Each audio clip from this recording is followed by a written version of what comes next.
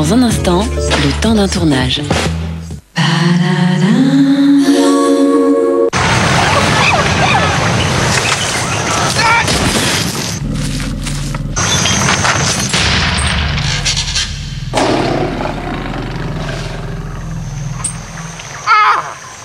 Péricube.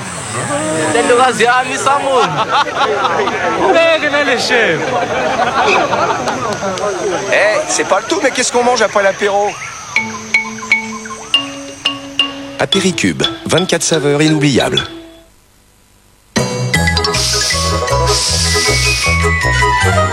Le nouveau parfum d'Ajax Fête des Fleurs dure encore plus longtemps. Ajax Fête des Fleurs nettoie en profondeur. Et son irrésistible parfum de fleurs, il dure longtemps, longtemps, longtemps. Nouvelle Ajax Fête des Fleurs nettoie pour de bon et parfume encore plus longtemps.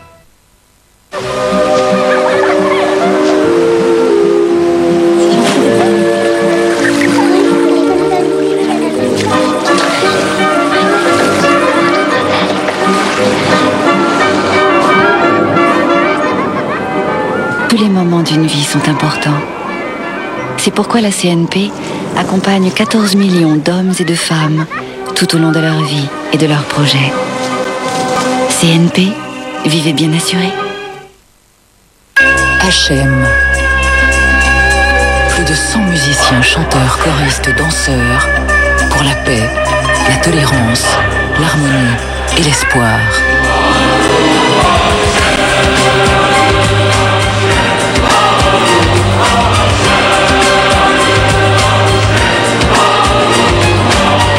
HM, une invitation à la spiritualité. Un disque Universal Music.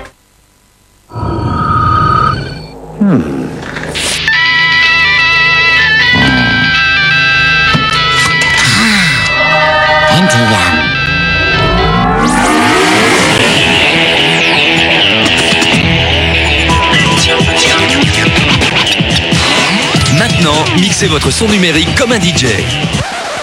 Grâce au processeur Intel Pentium 4, au centre de votre monde numérique. Donc des maux de gorge.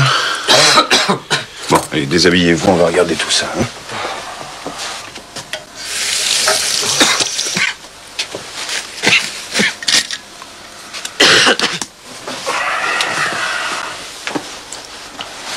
Ouvrez grand.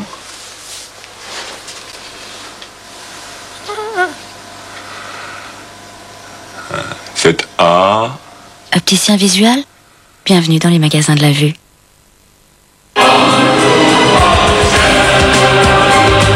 HM, une invitation à la spiritualité.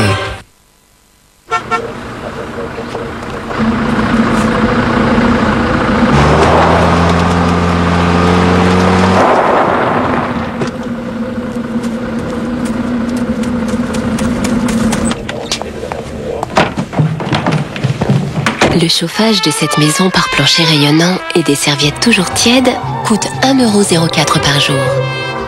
Vivre Elec, vous gagnerez à vivre mieux. Pour votre habitation, appelez votre conseiller EDF. Le 3 avril, Moulin Rouge, en DVD collector. Nicole Kidman et Ewan McGregor, entrez dans un univers où tout est permis. Moulin Rouge, un film éblouissant, en VHS et double DVD collector. Quand nous mettons des fraises dans nos céréales, ce sont de vraies fraises. Et nous ne choisissons que les meilleures. Il est donc inutile d'ajouter des parfums artificiels. Country Crisp de Jordans, la nature a du goût. Techno Tuning 4, Techno Tuning 4, avec Nadine Kane, Bibi. Techno Tuning 4, la première compilation techno qui tient la route. Écoute, je te garantis que je t'aime à 100%. Je te garantis qu'il n'y a que toi dans ma vie à 100%. Bonjour, on se voit toujours tout à l'heure. Et elle, c'est 100% de quoi? Ah non, elle c'est 6%. Et c'est la dame des MMA. Les mutuelles du Mans Assurance. Et MMA, c'est 6% de garantie sur tous tes 1002. 1, 2, 3, 4, 5 et 6. 6 pour tout 2002. MMA, c'est le bonheur assuré. MMA. Intégrez un commando d'élite surentraîné. Project IJI. 14 missions explosives pour sauver le monde. Project IJI. Le jeu PC plus son fascicule. 15 € chez votre marchand de journaux.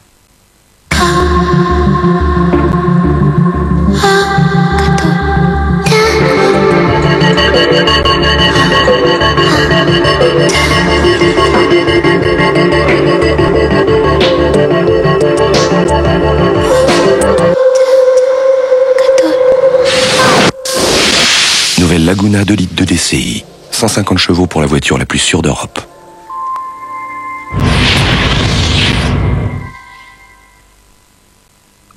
Le métier d'actrice m'a appris quelque chose d'important sur moi-même. J'adore être très près des gens, un cheveu près. Parmi les shampoings que j'ai essayés, il y en a un qui me permet d'être aussi près que je le souhaite. Head & Shoulders. Les pellicules ne sont pas un problème. Les cheveux sont beaux de près et même de très près. Head & Shoulders, pour de beaux cheveux sans pellicule, tout simplement.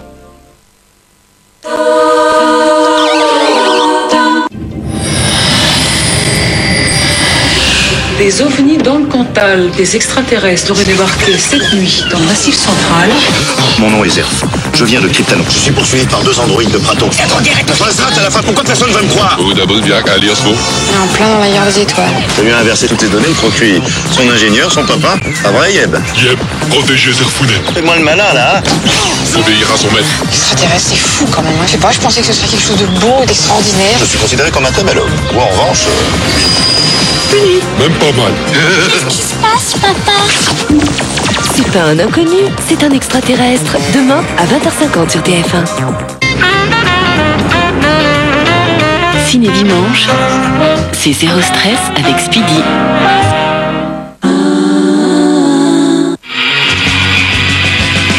Le temps d'un tournage avec Orange.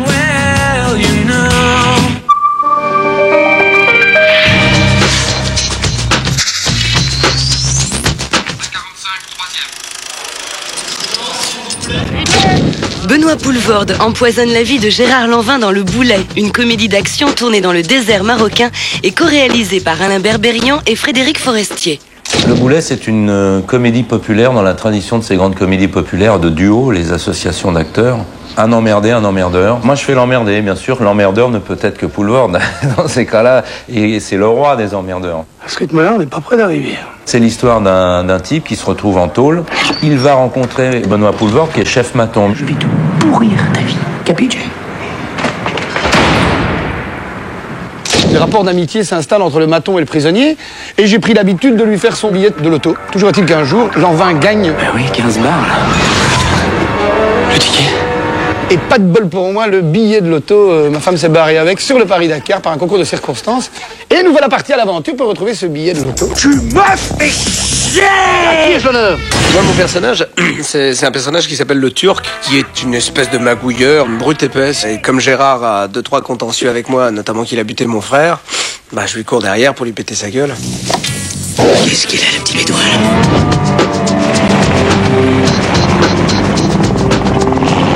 C'est une comédie d'aventure, avec beaucoup d'action, beaucoup de moyens. En termes de chorégraphie, il y a à peu près 7-8 combats, je crois. Il y a peut-être plus de 200 mouvements par combat, donc c'est assez colossal, c'est des combats assez riches.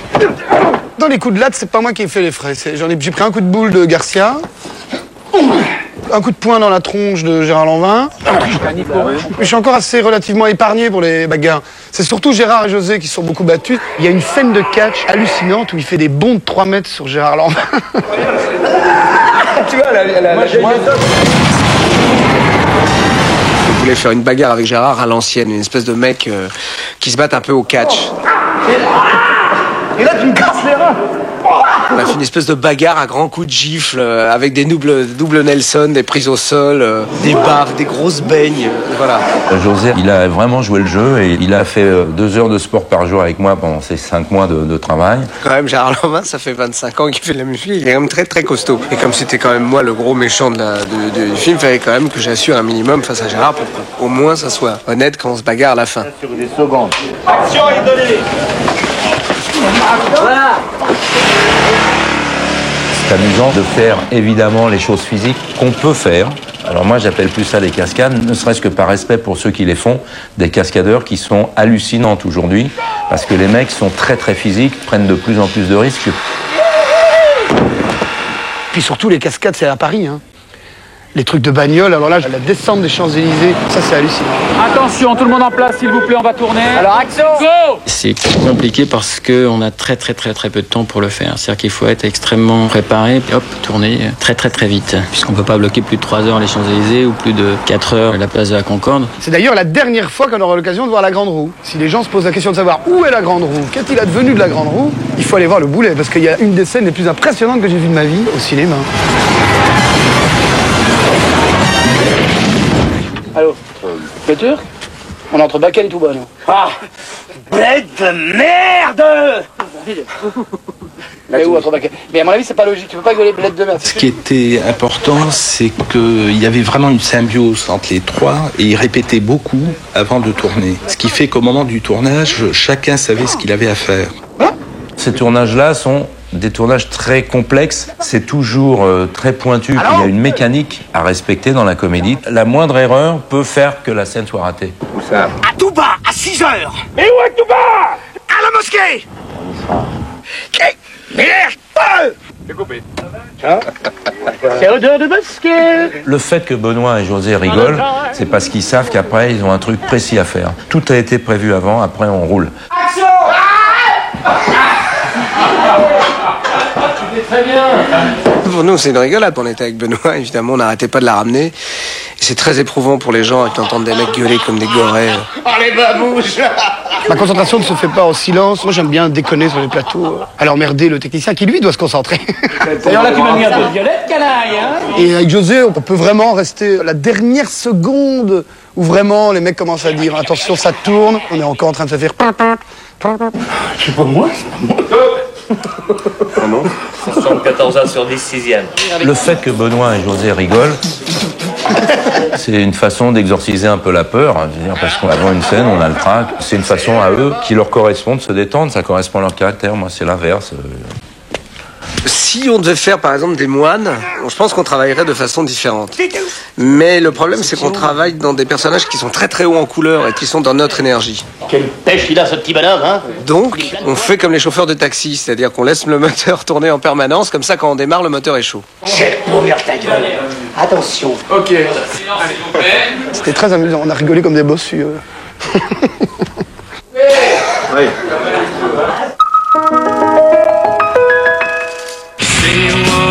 Le temps d'un tournage avec Orange.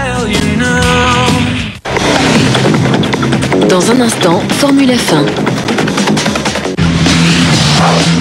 Vous vous sentez capable de maîtriser vos émotions, de surmonter vos peurs, de dépasser vos limites. Alors, n'écoutez que votre courage. Posez dès maintenant votre candidature sur tf1.fr et relevez le défi que vous lance TF1 dans une prochaine émission.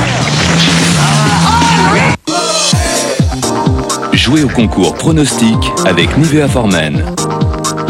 Vous pourrez peut-être gagner la gamme de produits soins du visage pour hommes Nivea For Men et partir en voiture haut de gamme pour un week-end prestigieux dans un grand hôtel offert par Nivea For Men. Pour jouer, trouvez les 6 premiers pilotes du prochain Grand Prix de F1 en téléphonant au 0892 704 704 ou sur tf1.fr. Alors maintenant, à vous de jouer avec Nivea For Men, soin du visage pour hommes.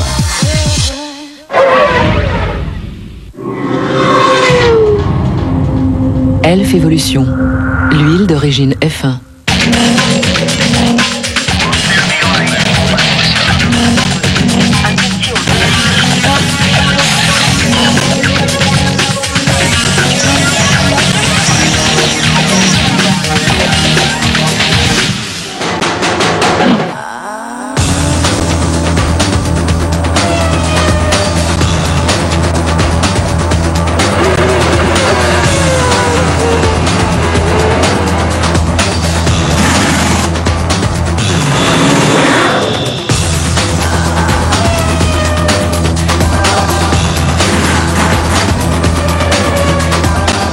Bonsoir à tous et merci d'être fidèles à Formule F1. Jacques Lafitte, bonsoir. Bonsoir. Alors 31 degrés dans l'air, 46 degrés sur la piste aujourd'hui à Interlagos. Déjà les conditions sont très chaudes. Oui, pourvu qu'elle soit comme ça demain, ça sera parfait. Je vous propose de regarder la séance qualificative, mais avant on va parler de l'événement de ce Grand Prix du Brésil. C'est l'arrivée en course de la nouvelle Ferrari, la F2002, aux mains de Michael Schumacher. Alors est-ce que votre avis ça va être décisif pour la Scuderia? En tout cas, vu les essais comme ils se sont déroulés, on peut penser que si Michael Schumacher n'avait pas eu la 2002, il aurait été plus loin sur la grille de 3-4 dixièmes, et 3-4 dixièmes, ça l'aurait repoussé en 5e place. Je crois surtout aujourd'hui, il faut non seulement se féliciter d'avoir la 2002 qui est là, la nouvelle Ferrari, et puis aussi la performance de Michael Schumacher qui, avec des pneus certainement moins compétitifs que les Michelin, est quand même en première ligne. C'est ça l'exploit du jour pour moi. Alors tout de suite, on va regarder la séance qualificative. D'abord, un tour embarqué avec Rubens Barrichello, l'enfant du pays. Et pendant ce temps-là, Jacques, vous allez rejoindre Pierre Van Vliet pour nous commenter cette séance d'essai. Ouais, absolument.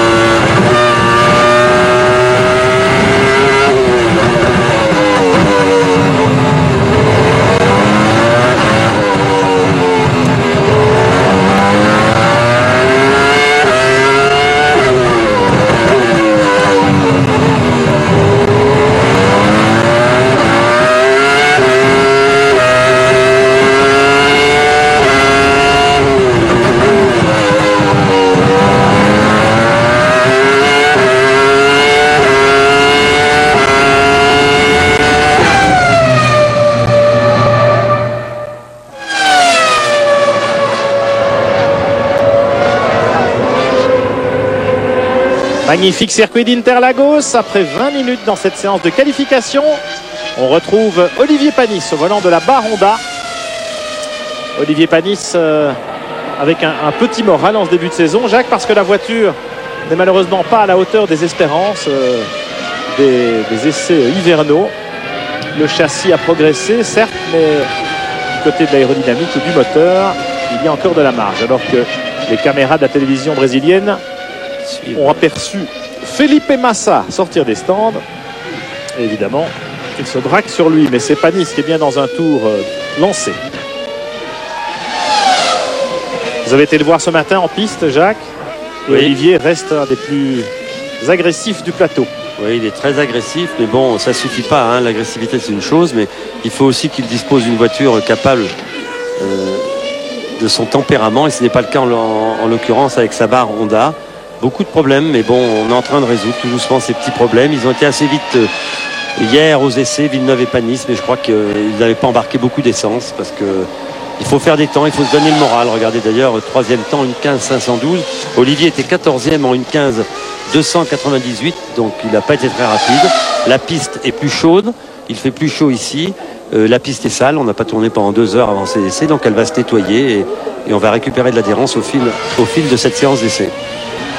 Chez Baronda, où il y a eu déjà le grand nettoyage par le nouveau manager Dave Richards, qui a proprement viré 2 ou 3 ingénieurs après le Grand Prix de Malaisie, dont Malcolm Ostler, l'Australien, qui était le directeur technique historique de cette formation British American Racing. On retrouve maintenant Kimi Raikkonen sur la McLaren Mercedes. Très brillant depuis le début du week-end, le petit Raikkonen au volant de sa Mercedes. On la sent un peu plus compétitive, la voiture, pendant ce week-end brésilien. Et on le souhaite en tout cas pour, et non seulement Raikkonen, mais aussi pour David Coulthard, pour rejoindre ses amis en tête du championnat du monde. Un peu gêné peut-être par la Jaguar. Ouais, Raikkonen à la sortie. Pas énormément. En tout cas, c'est lui le plus rapide en piste dans le premier partiel. La McLaren Mercedes qui a effectivement retrouvé du poil de la bête après la catastrophe de Sepang au Grand Prix de Malaisie, où les 2 voitures avaient abandonné moteur cassé dans un fracas et un nuage de fumée.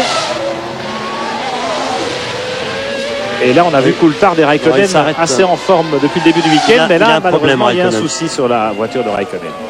Et à l'instant, David Coulthard qui améliore. Une 14.062 sur l'autre McLaren Mercedes.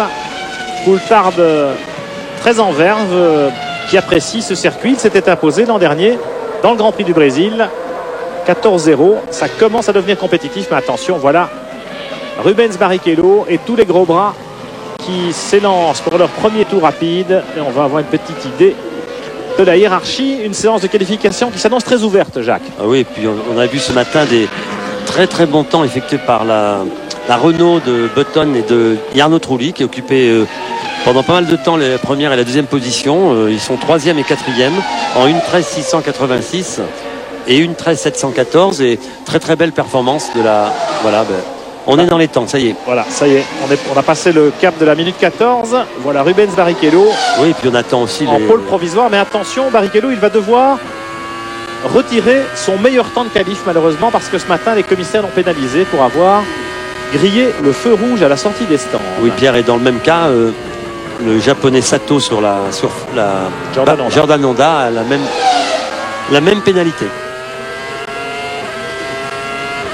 Il ne faut pas oublier non plus, Pierre, les Williams BMW de Ralf Schumacher et de Montoya, très très rapide aussi. Alors Montoya est en piste aussi, Pierre, et c'est lui pour le moment qui réalise le meilleur temps dans le premier intermédiaire, la meilleure vitesse de pointe.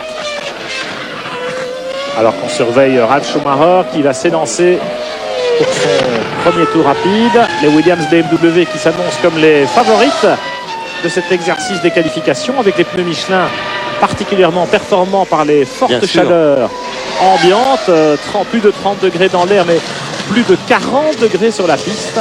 Regardez la vitesse de pointe de Ralf, 313, comme Coulthard quasiment. Montoya améliore encore son deuxième partiel. Voilà, il est en pôle, il a fait une 13.554 qui est à quelques 1 millième près le meilleur temps réalisé par son équipier qu'on voit ici, Ralf Schumacher. Ralf lui-même améliore par rapport à Montoya. Il est encore plus vite. Belle bagarre et belle émulation aussi au sein de cette équipe entre deux pilotes très différents. Oui. Et puis Pierre, on ne nous a pas encore parlé de Michael Schumacher. Il n'est pas sorti.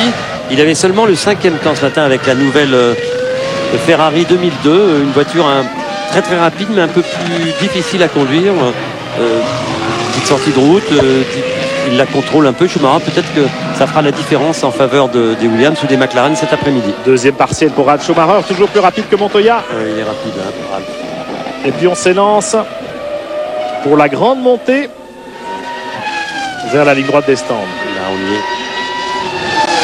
est. Et la pole position pour Ralf dans le bas de la minute 13, certainement. Oui, une 13.3 pour Ralf Schumacher en pole position. Les deux Williams BMW pour l'instant au sommet de la hiérarchie. Mais on attend évidemment Michael Schumacher. Et oui, et puis les deux Renault de Button et Trulli qui sont partis à l'instant, Pierre, pour faire ce tour de qualification. On attend beaucoup de Renault. Ils ont été très brillants ce matin. On a modifié la voiture.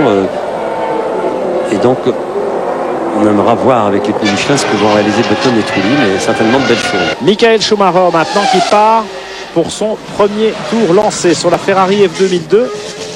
Le nouveau châssis. En quoi se différencie-t-il de la F2001, Jacques? D'abord, un châssis beaucoup plus fin, plus arrondi, beaucoup de modifications, une nouvelle boîte de vitesse, ultra légère. Oui, la voiture ultra légère, un petit réservoir aussi, paraît-il. On sait aussi qu'elle utilise des jantes un peu différentes de sa devancière. Et une voiture qui, dès son entrée de jeu hier, a fait de très très bons temps. On la sent un peu plus difficile. Regardez, la voiture, nerveuse, elle est très nerveuse, mais bon, Michael Schumacher sait parfaitement rendre efficace une voiture nerveuse comme celle-là. C'est son style. Surtout dans cette portion technique, le secteur central de ce circuit d'Interlagos. Enfin, il n'a pas le meilleur temps. Claire, il est en 18.837 contre 1.18.5. On va voir ici le deuxième partiel. Il est formidable. Un dixième de Ralf Schumacher. Il est très très vite. Et c'est la montée maintenant qui va donner le verdict par rapport au moteur BMW de son frère. Elle est rapide, Pierre, la Ferrari en ligne droite. Ça devrait se tenir à quelques millièmes d'écart sans doute. Et oui, 96 millièmes entre Ralf et Michael. David Coulthard à l'attaque dans le complexe, la partie sinueuse, technique, au centre de ce circuit d'Interlagos, au volant de la McLaren Mercedes.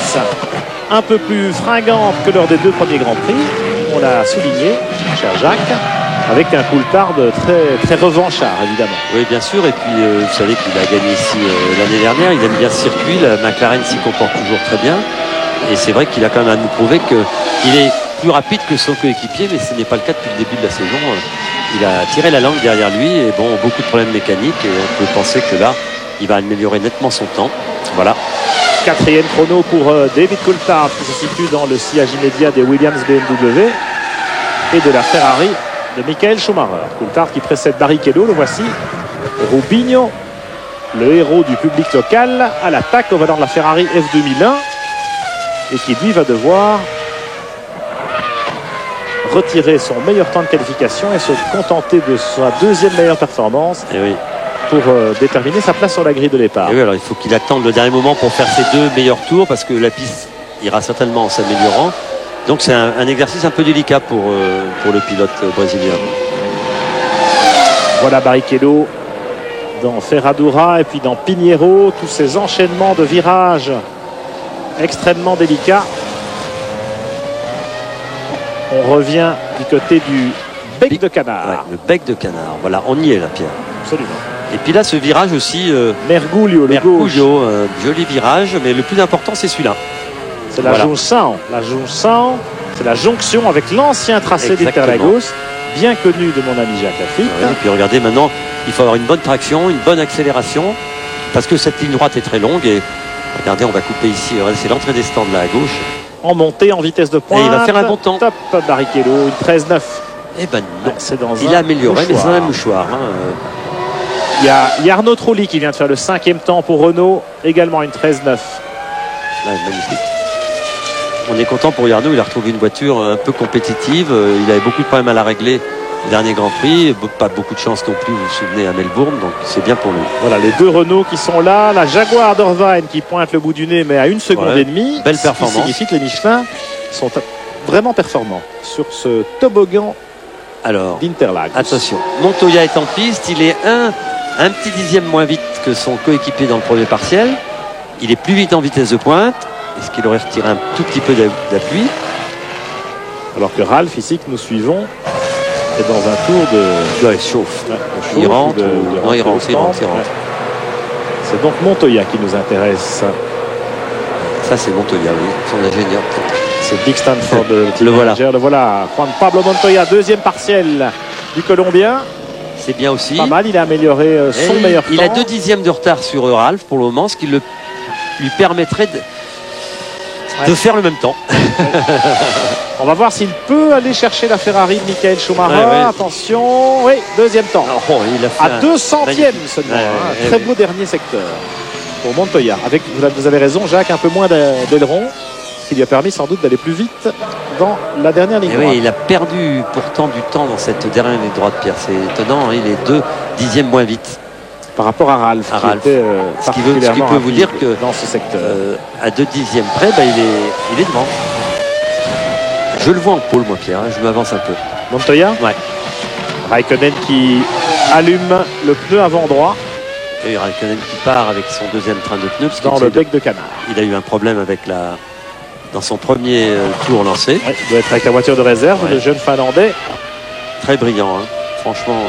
Très brillant et surtout d'un calme olympien pour ses 22 ans à peine. Alors Raikkonen au passage de la ligne. Il y a du bon 14-6. Ouais, c'est bien. Il est 8e. Il va falloir qu'il gagne une petite seconde pour être bien placé s'ils veulent se battre. Ouais, Coulthard a fait une 13. Là on perd du temps, hein, Pierre. Là il a perdu du temps, effectivement. Il a un peu raté le point de corde. Alors en piste il y a Button, Pierre, avec la Renault qui est en train d'améliorer aussi. Le voilà Jenson au passage de la ligne. Ouais, il a perdu un peu de temps dans le dernier partiel. 13-9, il a quasiment égalé son temps au centième de seconde près.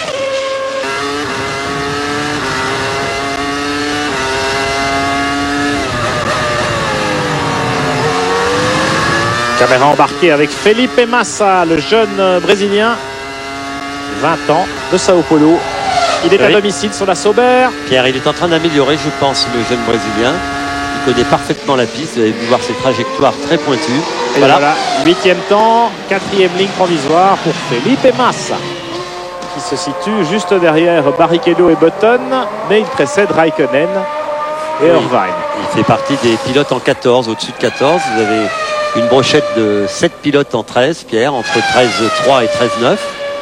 Et puis après une autre brochette entre 14-5 et 15, 14-9, 15, il y en a une dizaine. Dans lesquels on aimerait bien trouver Olivier Panis. Il va y aller. Au volant de la barre Honda. Il vient de s'y installer, Pierre. Il est 14e en 14-996. Voilà. Alors que Jacques Villeneuve, sur l'autre barre, Toyota. Il est derrière Villeneuve, il est 15e. Comme si vous étiez dans la Ferrari F2002.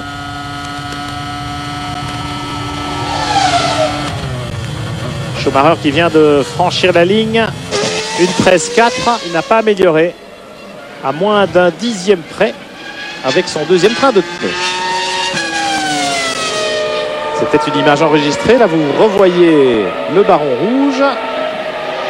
Premier secteur, toujours un peu moins performant. Mais il est plus rapide, Pierre.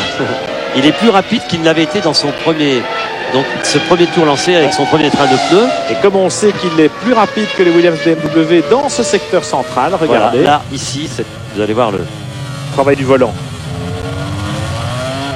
On rentre en force. Oui, enfin, on rentre bien, comme il faut rentrer.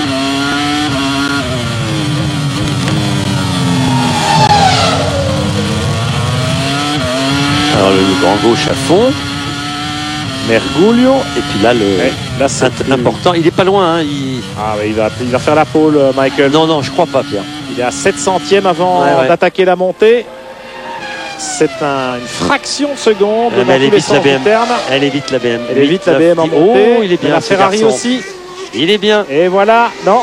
Et 4 centièmes de seconde. On se tient dans un mouchoir de poche. Il a amélioré, c'est bien. Hein. Avec les deux Williams BMW maintenant. Montoya en 13-35. Montoya est à 3 centièmes de Ralph.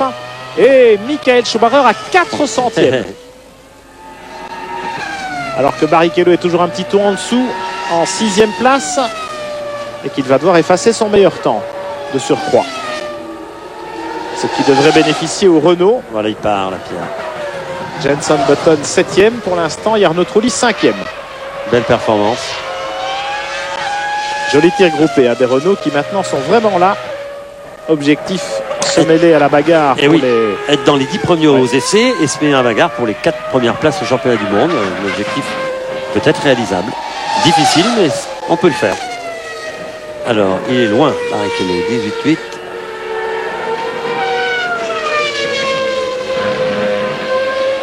Villeneuve vient d'améliorer, Pierre. En 1.14.760, il est 11e. Il a passé devant Olivier Panis. Oui. Un peu plus fringant. Villeneuve ce week-end.